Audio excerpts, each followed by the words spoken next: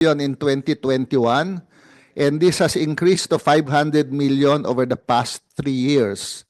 Starting 2024, the 500 million is not enough anymore for scholarships in our medical schools. And the Commission had to realign significant amounts from its existing projects so that we can continue covering the medical scholarship. Next slide, please. So for 2025, we were able to increase in our NEP the funding for our medical scholarship from 500 million pesos to 909 million pesos. This amount, however, is still scarce given the fact that we now have more than 3,000 scholars from our public universities and contracted private schools for our medical scholarship. We will request from the Senate to augment some more funds, particularly for 2025, because we are now allocating approximately a little over 23 scholars only per medical school, and they have more qualified scholars who are included. Next slide, please. This is because we have increased significantly the number of SUCs with newly opened Doctor of Medicine programs. We have increased it by about 4 additional SUC programs per year. From the original 8, there are now 23 public universities with medical programs.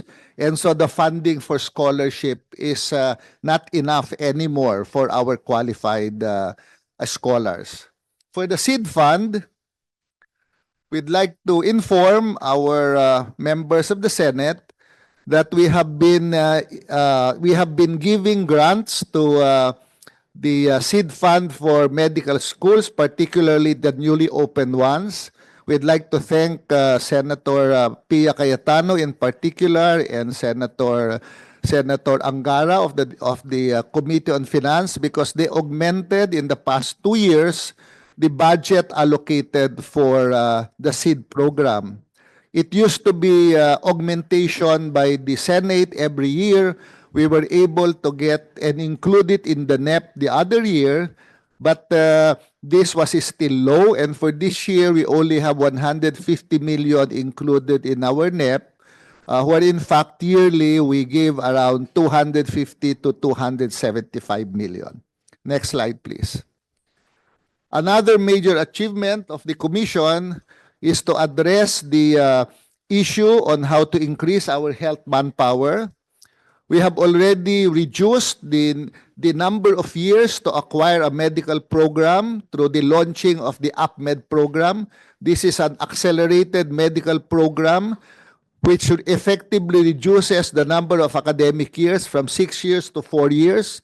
And several schools have already signified their intention to offer a shorter medical program. We are hoping that our state universities and colleges will follow suit. West Visayas State University has already indicated that they are open to having a shorter medical program so that we can produce doctors faster.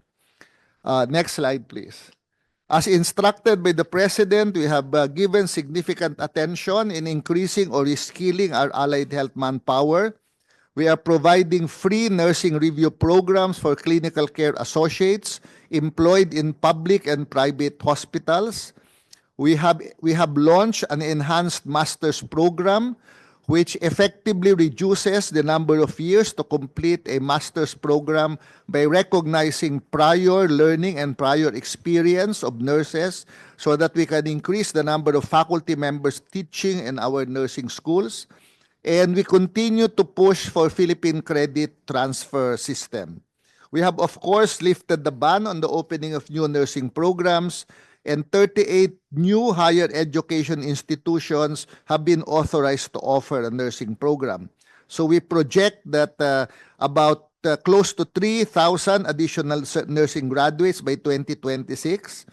We'd also like to inform the Senate that there is good news The passing rate in nursing licensure exams has increased to almost 80% in 2023. So if you add the increased number of graduates and the increased passing rate in nursing licensure exams, we are slowly addressing the nursing problem in the Philippines. This was also what was reported in the PISAC to the President, where the Private Sector Advisory Council said that the nursing problem in the Philippines, the worst may be over, and we now just have to keep on continue pushing it. Next slide, please. For maritime, we continue to implement our commitments under EMSA 2022. Next slide, please. That's why this year, with a budget of 45 million, we have been able to formulate a national merchant marine aptitude test, which can be given to students who are interested in a maritime program, so the schools have a better idea of the competencies of the students that are applying for the program. The funding for 45 million this year will also be used for faculty training on curriculum design and development in maritime education. Next slide, please. Next slide, please. One of the most significant increases in our NEP is the increase in our funding for scholarship for graduate studies and continuing professional development. Next slide, please.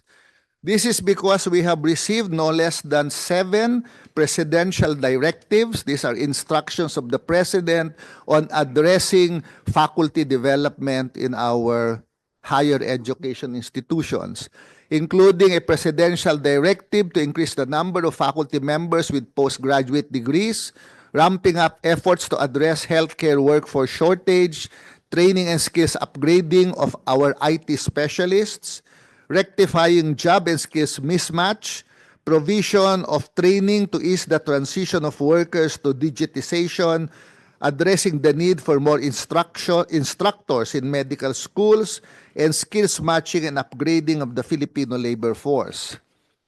That's why for this year, we have a long list of activities and projects that we are doing. We'd like to inform our senators that we are providing continuing capacity building program for our faculty members in both public and private universities. Our SUC presidents and officials already completed a comprehensive certificate program at the Asian Institute of Management last year. And this year, we are providing certificate programs at the Wharton School of the University of Pennsylvania for our university presidents in both public and private universities. We are also doing that in our aviation education, in developing digital leadership in our university leaders, and our increased number for the nursing profession and for mental health.